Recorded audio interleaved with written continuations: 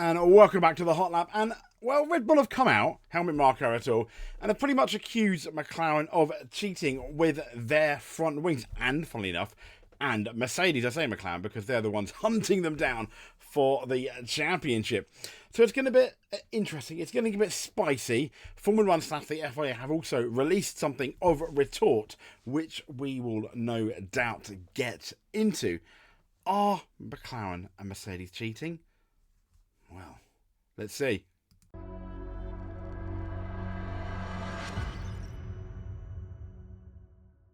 So here we are, and the reason why is simply because this is, I think, Red Bull. I believe this was last year, Austria front Flex Red Bull front wing. Okay, let's have a look, shall we? Because you can clearly see here there is a reason to my madness, but you can clearly see here the Red Bull's wing flexing. So as you can see here, look, it's moving and it's pushing. It's as we're speeding up down towards Austria, it's pushing down. It is wobbling a lot more than I think but it is flexing there quite clearly. I mean, it's fairly obvious. Albeit this was not this year. This was last year. This was last year, I think, maybe. And yeah, the Red Bull's looking good, isn't it? Once again, Verstappen's dominating, as you can see, the times here. So I'm assuming we're on board with Sergio Perez. Okay, now fast forward to this year. This is the McLaren. This is the Mercedes. Let's make a start on both of them, shall we? Okay, can't do that. There we go. There's the McLaren, and as you can see, it's not bouncing as much as the Red Bull was last year. But as we go, this is Monza. We put the power on. You can see the front wing flex, and it is seen to be flexing. Absolutely it is. More towards the ground. I imagine it's going to be the same from Mercedes. This one's a bit more wobbly there, but you can see it as well. And the lift back up again.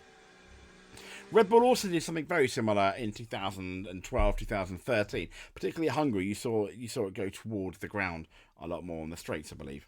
Which obviously helps, I believe, with the airflow around the car, particularly under the body. So, what on earth is going to happen? Well, Red Bull. Okay, let's get into it. So, Red Bull, they did want, to be fair, clarification over the flexibility of the front wing used by pace setter McLaren, which has passed all legality tests so far. Now, in the space of 18 months, McLaren has improved from a non-point scorer to potentially winning both championships, at least the Constructors' Championship. Red Bull admits to being confused technically as to what's going on in their car, but McLaren seemingly has not put a foot wrong in their current development. They are prolific in their development, and it's pretty much been unmatched by any other team. Yes, Ferrari did score the win at Monza, but you can still make an argument that McLaren was the fastest car. Now, with that, obviously, McLaren being potentially the fastest car, comes scrutiny from the rivals, and Red Bull love a bit of scrutiny, don't they? So the McLaren front wing, it does flex, as you saw, under load on the straights before returning to its primary position. We have just seen that. The behaviour of the Mercedes front wing has also been noted. I don't think the Mercedes front wing is not as obvious as the McLaren.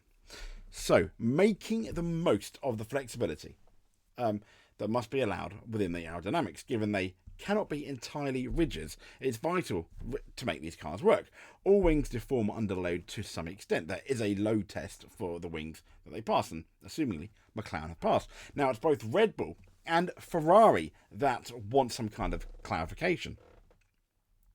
So, this is a discussion I don't want to have with you, said Ferrari team Fred Russo, when asked after the Italian Grand Prix whether the McLaren front wing was legal. He said, "I will have it with the FIA single-seater Nicholas Tobias.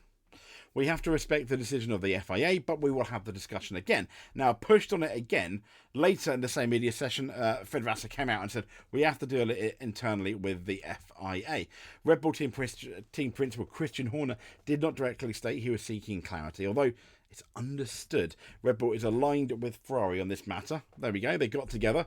Red Bull was beaten by McLaren at Zandvoort, though he did admit the way that the front wings are being used are quite different. If you look at the front wing angle of McLaren and Mercedes, they're very, very different to the rest of the grid.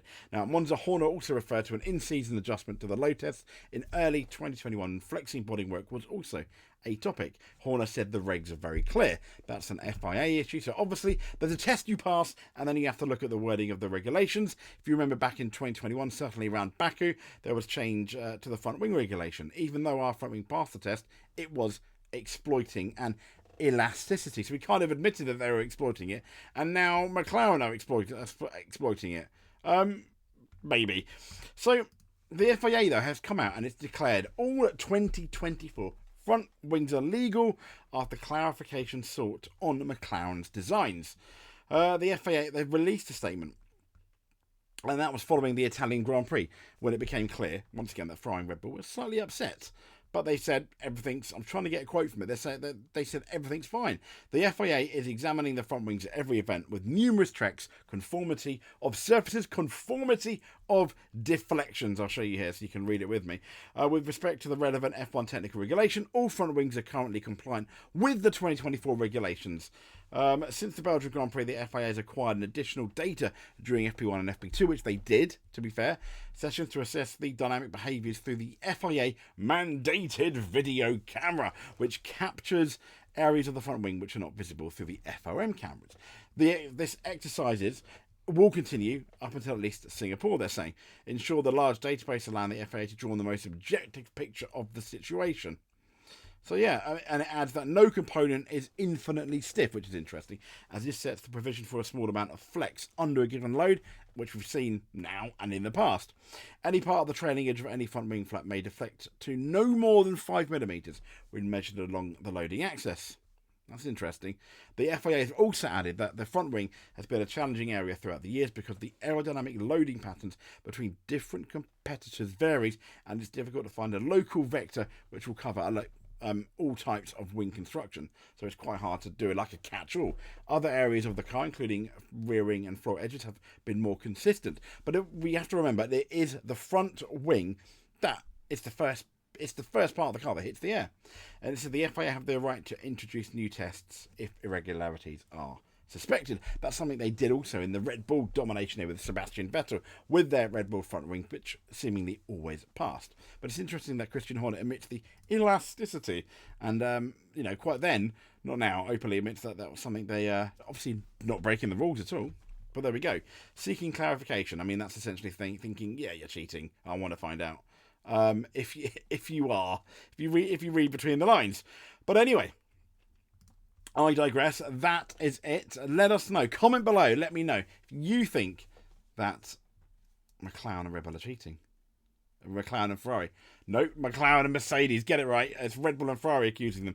My mistake. Subscribe if you don't want to miss a video. Also, hit that notification button as well so you don't miss a video. Stay safe. We'll speak to you soon. Remember, we've just had our WRC rally preview for Greece, the Rally of the Gods. If you're interested in seeing that, failing that, we've got a bit of gameplay coming up with F1 2001 over the next couple of days. Speak to you soon. Thank you very much. And there we go. I'll press the outro now, yeah.